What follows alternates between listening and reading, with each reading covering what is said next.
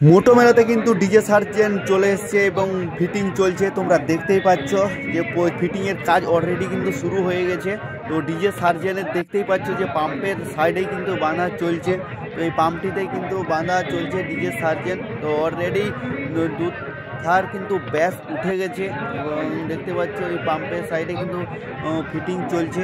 আর যে বন্ধুরা ভিডিও করতে কিন্তু অনেকেই মানা করছে এবং অনেকেই করতে বলছে, তো সেখানে অ্যাডজাস্ট সবাই কিন্তু একই রকমটা বলেনি, যে যার মতে বলছে। তো দেখতে পাচ্ছ এই পাম্পের অনেক দূর থেকে কিন্তু ভিডিওটা করতে হচ্ছে। তো এই পাম্প থেকে দূর থেকে লুকিয়ে লুকিয়ে আপাতত ভিডিও করছে, সামনে যেতে দিচ্ছে না। তো আপাতত ব্যাস বক্সগুলো নিচের কিন্তু যেগুলো দেখতে পাচ্ছি ইয়েলো কালারের, সেগুলো হচ্ছে 21 ইঞ্চি, যেটা এখানে শুনলাম। তো অবশ্যই যারা জানো তোমরা কমেন্ট করে বলতে পারো যে কি রয়েছে এই ইয়েলো কালারের ব্যাসগুলোতে। আপাতত 21 ইঞ্চি এবং 15 ইঞ্চির মধ্যে কিন্তু থাকছে সেটআপটা। তো 3.5 উপরের যেগুলো ফিটিং হচ্ছে সমস্ত কিন্তু 3.5 মধ্যে রয়েছে। অ্যাম্পলিফায়ার সেটআপ সমস্ত কিন্তু রেডির মুখে প্রায়। তো অ্যাম্পলিফায়ার সেটআপের কিন্তু কাজ চলছে। আর এই পাশে ফিটিংয়ের কাজ চলছে দেখতে পাচ্ছ।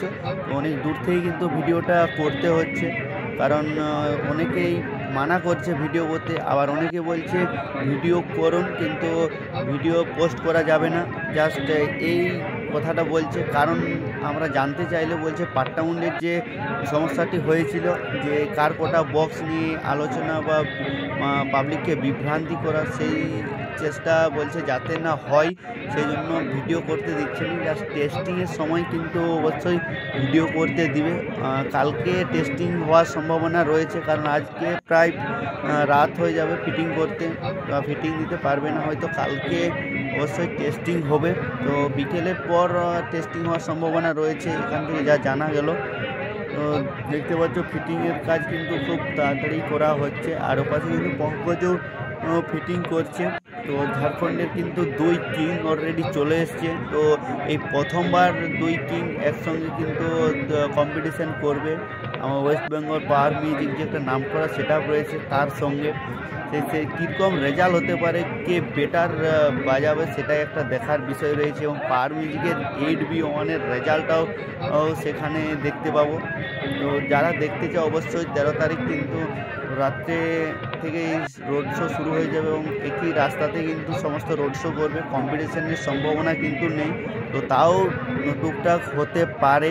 ডিজে সার্জেন্টও কিন্তু বসগুলোকে প্রচুর আপডেট করে এনেছে। জাস্ট যা ওখানে আগের বছর এসে অনেক কিছু অভিজ্ঞতা সে করে নিয়েছিল, কারণ কি হয় মহল সেখানে উড়িষ্যা মোটরতে। এটা কিন্তু খুব বড় একটা চ্যালেঞ্জের মুখোমুখি হবে পাওয়ার মিউজিকের সঙ্গে। প্রায় এটা 4র্থবার পাট্টামুন্ডি অসমাপ্তি হয়ে রয়ে গেছিল, এবং এখানে কি হয় সেটা একটা দেখার বিষয়।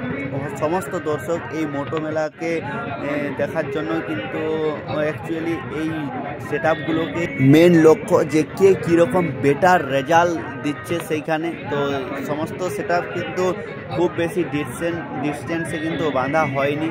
দেখতে পাচ্ছ পাম্পের সাইডেই কিন্তু বাঁধা হচ্ছে। ডিজে সার্জেন্ট যেখানে ছিল সেখানেই কিন্তু ডিজে সার্জেন্ট বাঁধা হচ্ছে। ভারত পাম্প রয়েছে এই পাম্পের। এই রাস্তাটি পড়ছে চাঁদবালি রোড, যেটা ভদ্রক থেকে চাঁদবালি রোড পড়ছে। সে রাস্তার সামনেই কিন্তু রয়েছে মেন রোডের গায়ে। তো রাস্তা দিয়ে কিন্তু রোড শো হবে। তো ডিজে সার্জেন্টের যে নতুন অ্যাম্পলিফায়ার বেটা 3, তো সেই অ্যাম্পলিফায়ার কিন্তু সেই কম্পিটিশান ফিল্ডে রয়েছে। এই কম্পিটিশান ফিল্ডে দেখতে পাচ্ছ যে প্রচুর কিন্তু তাড়াহুড়া করে কাজ চলছে, কারণ ফিটিংয়ের কাজ। কারণ কী সেটআপ ফাইনাল লুক কী হবে সেটা একটা দেখার বিষয়। তো পাট্টামুন্ডি কিন্তু অসমাপ্ত রয়ে গেছিলো, এবং ঝাড়খণ্ডের 2 কিং ছাড়াও কিন্তু 17 তারিখ কিন্তু রয়েছে জয় ভোলে। তো জয় ভোলের একটা খতরনাক টেস্টিং তোমরা দেখেছিলে, তো আবার কিন্তু দেখতে পাবো চিরাকুটি কম্পিটিশনে। তো পাওয়ারের সঙ্গেই দেখতে পাবো 2 কিং।